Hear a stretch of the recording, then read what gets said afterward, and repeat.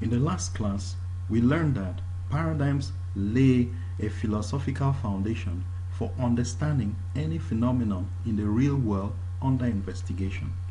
We also learned that depending on your paradigm or your worldview, the same phenomenon that is out there in the real world that is being observed can be perceived differently. Hence, the whole idea of each person holding on to their own truth, which made me to distinguish between reality and truth. What is real and what is true? And you learned in the last class that truth varies from individual to individual.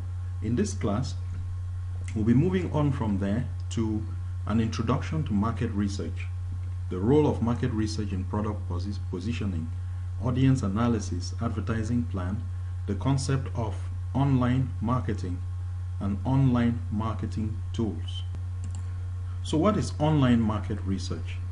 It is a process of gathering, analyzing, and interpreting information about market, about a product or service to be offered for sale in that market, and about the past, present, and potential customers for the product or service, researching into their characteristics, their spending habits, locations and needs of your business's target market, the industry as a whole, and the particular competitors you face.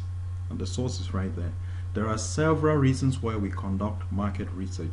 It could be prior to undertaking a business engagement, or it could be during the course of a business and we are trying to launch maybe a new product and we're trying to study the market before we actually launch that product.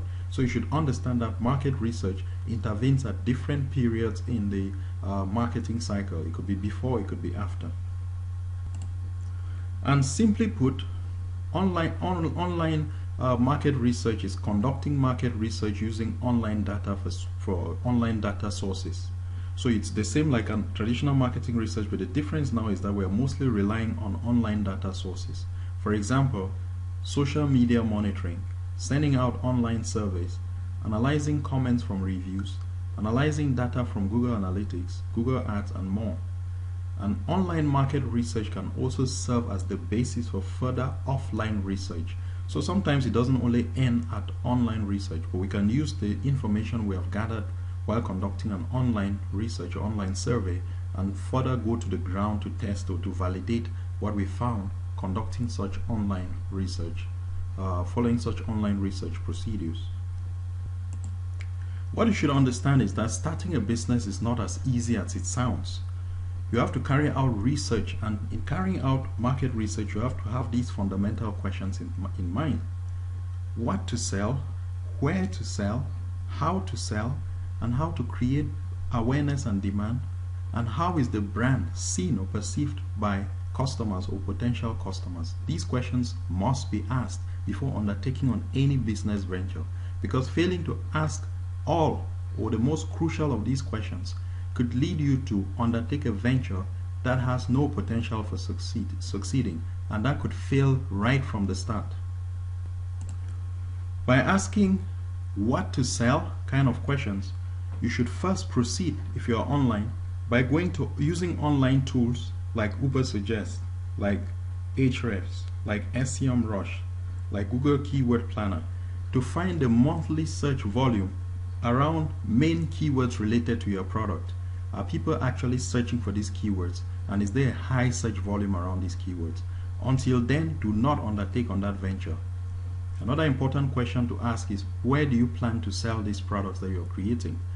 Are you going to sell it online, or are you going to sell it offline? Are you going to sell it in a physical location, or are you going to sell it online entirely? Hence the whole notion of brick and mortars and click and mortars and click kind of businesses. You have to understand which is the suitable method of reaching out to your target audience, which is going to define also how you're going to locate your business, offline or online. Another fundamental question you have to ask when you are creating a business or when you have launched a business and it's running is, how will you create awareness about that business? In a traditional sense, we're thinking of word of mouth, but online we proceed in different ways. Are you going to go rank your websites and create the visibility organically through search engine optimization techniques? Are you going to spend money through pay-per-click advertising campaigns? and search engine marketing campaigns?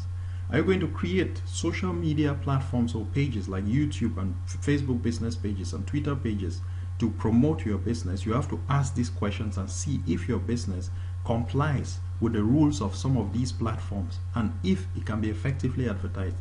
You also have to check to make sure that the cost or your budget can accommodate the cost of advertising on these platforms. And once the business is running, how do you plan to manage your relationships with the client to ensure brand loyalty? Because customer relationship management is a key part of online marketing. How are people going to respond to your product, and how are you going to respond to them to create a positive vibe around your product and to get them coming back?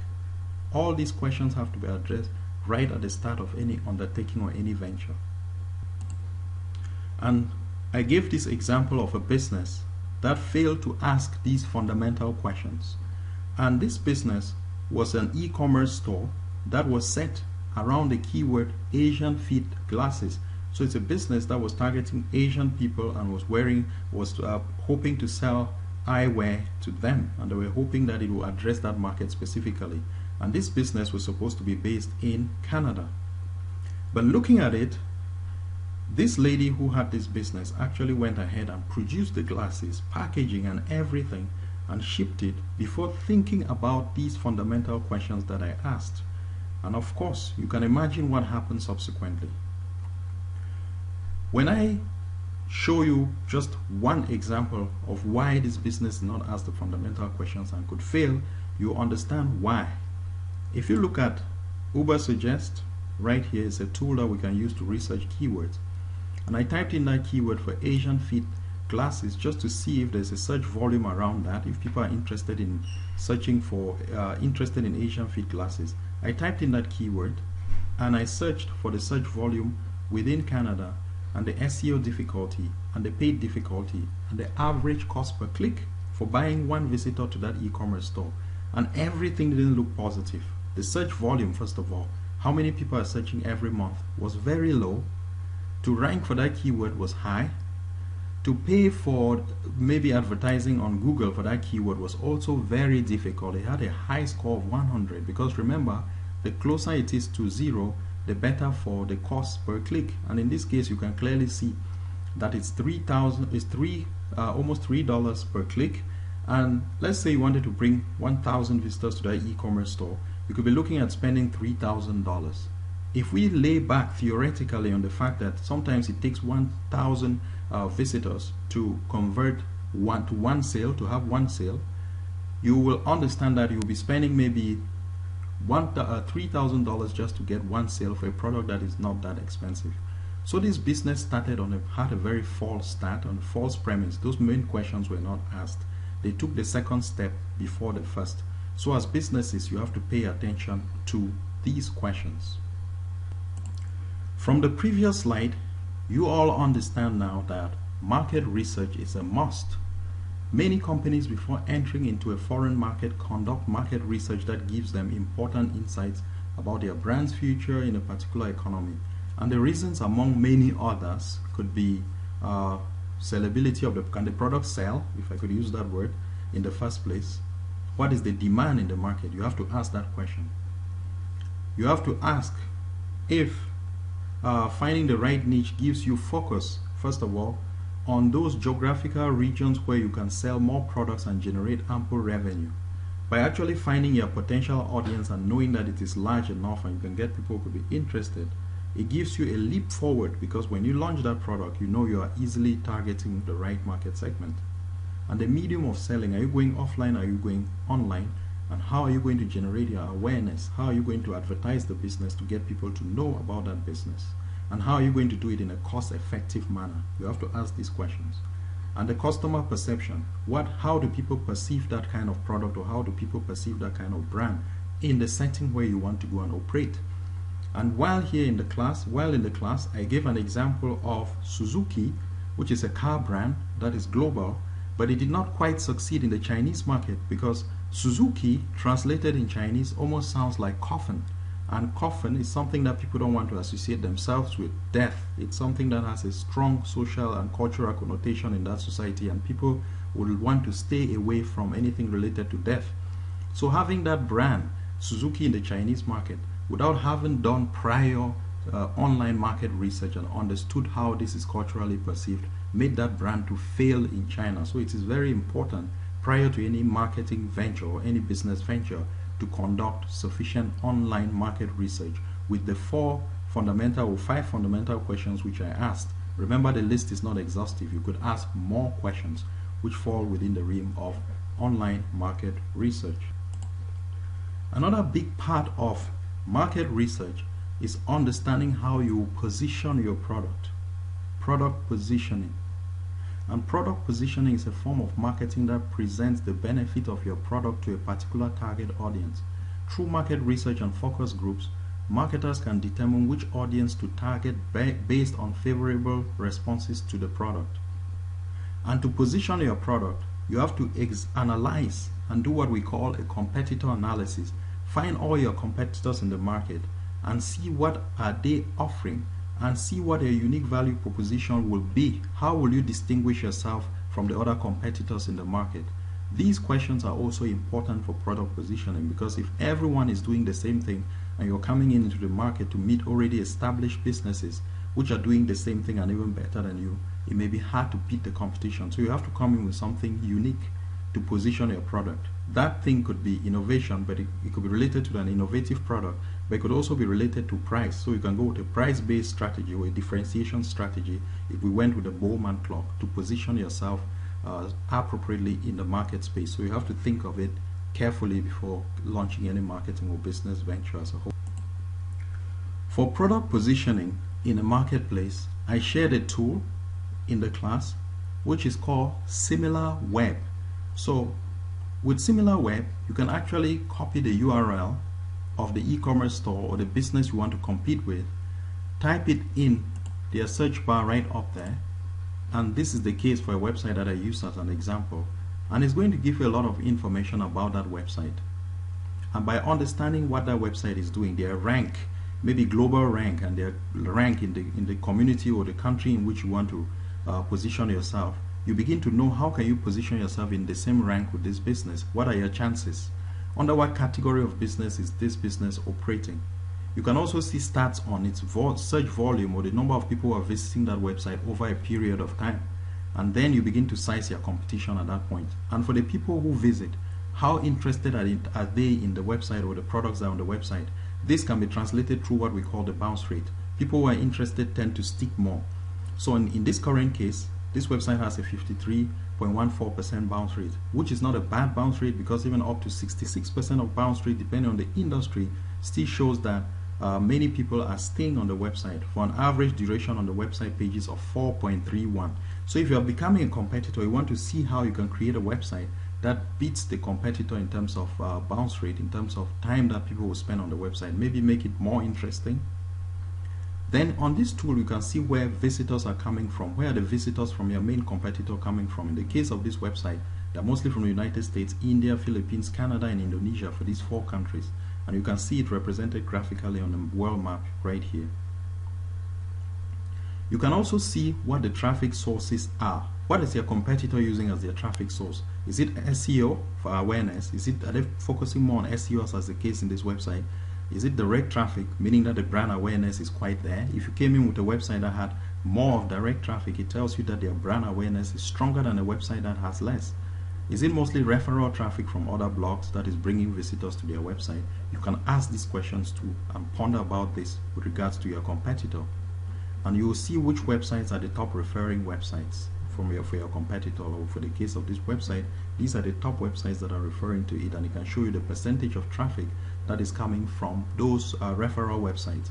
And as a newbie in the business, or as a company that is trying to launch its own marketing campaign, will it be worth the while maybe contacting these companies and trying to get backlinks from them, or trying to refer your products to? Maybe you'll be integrating that into your competitor analysis. And here it can show you the keywords that the website is ranking for, the most ranked keywords, the search, the percentage that those keywords bring to the website. And you'll be asking yourself, you can take this keyword, take it again to Ubersuggest, like right here, check it, see the search difficulty, and ask yourself questions. If the competitor is ranking for this, what will it take for me to rank for the same kind of keywords? That falls within the framework of SEO, which will be taught in another course. And definitely, how much social media activity, are they really active on social media? In this case, it's Facebook, and it's only 0.1% of traffic that's coming from that means. So if I'm coming in as a competitor and I have very good social media skills, can I capitalize on this to maybe dominate the market in terms of traffic, attract more people on my website? Another thing that I can see on this website, if it was my competitor, is that they're not doing display advertising, PPC, SEM. So can I use this one to leverage? Can I leverage PPC and SEM to dominate the competition? These are also questions that I could ask looking at from this tool. I've also looked in this tool, SimilarWeb, and I can see clearly that the audience are interested in science and education for the most part, and to an extent in computers, electronics, technology, social network, and communities here. And these are other interests of the visitors who visit this website. This is generally their interests. These are some of the keywords and topics they are interested in. And the people who visit this website are also visiting these other websites.